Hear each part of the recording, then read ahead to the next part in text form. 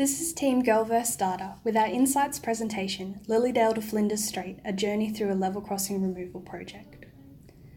Back in the summer of 2015, buses replaced trains on the Lilydale-Belgrave line for 41 days. This was due to two projects working together to remove dangerous level crossings on Blackburn and Heatherdale roads. When Blackburn Station reopened for weekday travel on January 16, replacement buses operated between Ringwood and Blackburn instead. Today we're looking at how these projects affected travellers on the Lilydale line. Our team was interested in whether there was an effect on a passenger's trip duration. First, we compared the number of touch-ons per station during the works to the same dates in the previous year. We found that the patronage at outer stations had halved. We discovered that many train users opted to minimise the impact of the works on their journey, for example, choosing Ringwood Station in favour of Ringwood East for their touch-on. There were 13,000 less touch-ons than for the same time previous year, suggesting that many train users also opted for alternative transport. And patronage at Ringwood and Box Hill stations increased dramatically because they became interchange hubs for the connecting replacement buses.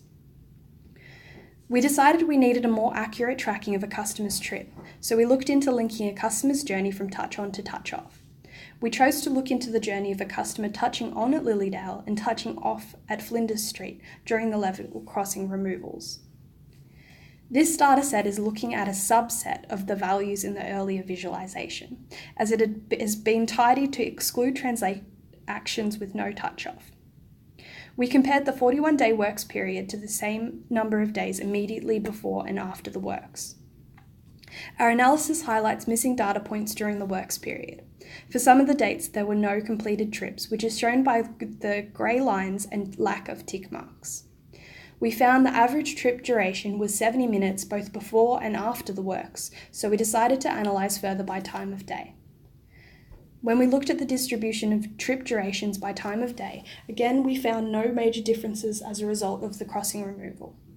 With this journey timetabled to take between 54 to 57 minutes, our data reveals that on average, travellers took an extra 13 to 16 minutes to complete their trips both before and after the works.